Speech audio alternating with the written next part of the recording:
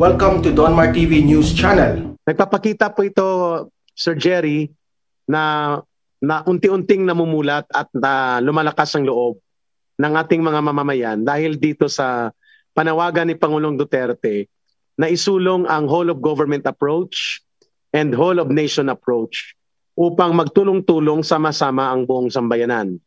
At magsama-sama na rin po, pati po ang komunidad at ang mga local government units. Because the cutting edge or the real front line that will really turn around itong campaign natin laban sa CPP, NPA, NDF ay nasa barangay, nasa mga munisipalidad kung saan malaki po ang papel ng local government officials at mga barangay officials upang mapalakas ang kumpiyansa at pagtitiwala ng mamamayan sa efforts ng ating security sector laban po sa CPP, NPA, NDF.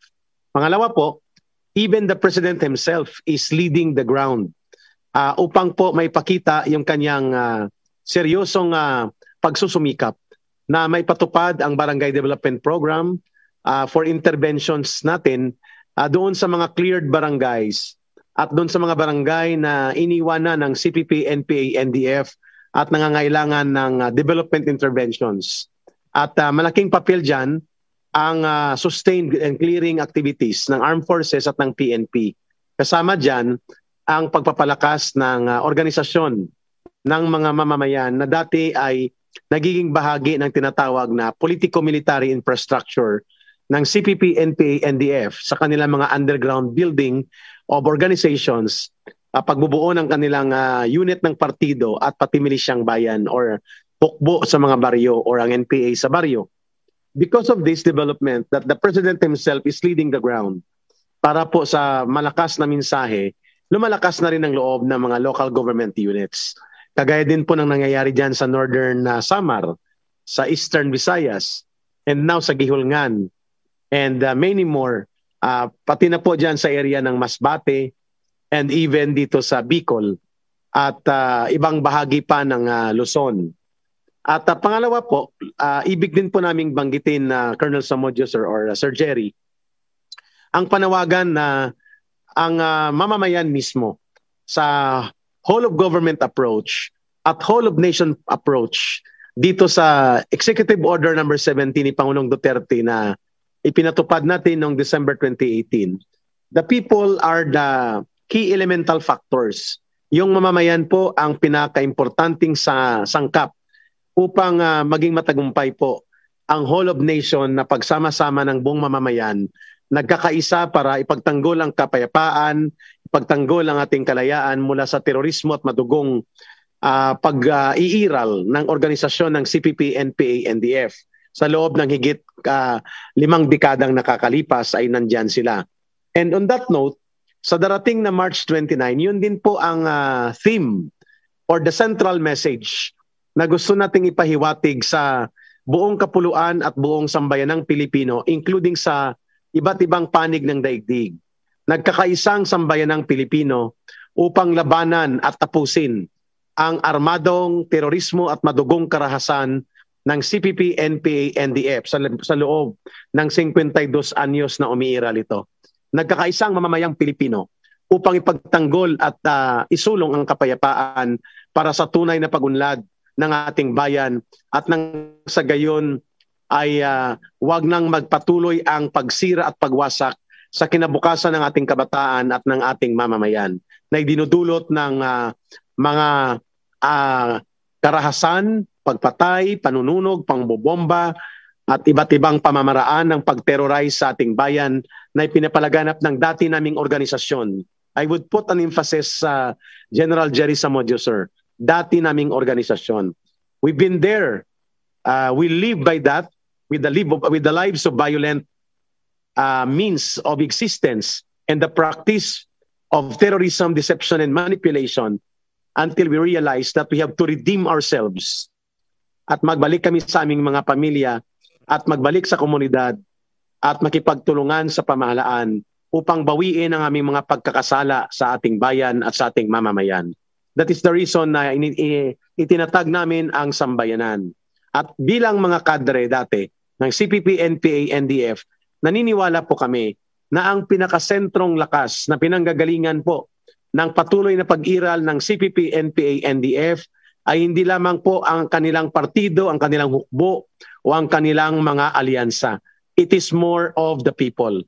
Ang lahat po ng kasaysayan ng communist insurgency, ng guerrilla movement at ng iba pang mga pamamaraang pakikipaglaban ng communist insurgency sa buong daigdig at kasaysayan, ang kanilang lakas ay inuhugot nila mula sa taong bayan. Kapag ang taong bayan po ang siyang manindigan upang itakwil at labanan sila, kagaya ng ginawa ng mamamayan sa Europe, sa Soviet Union, sa Eastern Europe, sa Germany, at pati na rin po ang pagtindig ng mamamayan sa Colombia at iba pang bahagi sa Latin America, kung saan itinakwil na ang ideolohiyang naglalayo ng pagkawasak at pagkapariwara at madugo na mga pagbabago o pagwawasak sa mga pamahalaan at tumutulak sa mamamayang mag-away-away at maglabanan. Itinigil na po ito sa mga binanggit kong bansa.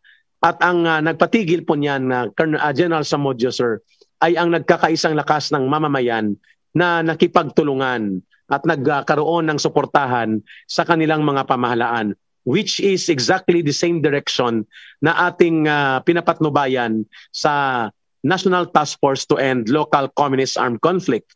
And on that note, sa darating na March 29, magkakaroon po ng National Solidarity Action of Condemnation and Declaration of Outrage ng buong sambayanang Pilipino sa buong kapuluan at sa iba pang bahagi at panig ng daigdig kung may saan mayroon tayong mga Filipino communities.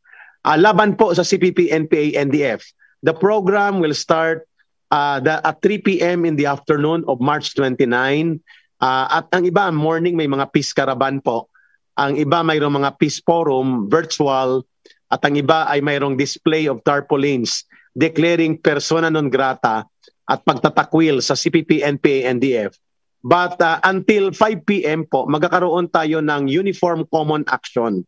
Again, this is very simple, doable, sa mga harap ng police station, sa harap ng brigade and battalion headquarters, at sa mga headquarters ng division natin, o sa mga opisina ng gobyerno, Kapitolyo, Munisipyo, City Hall, and even sa mga agencies office natin.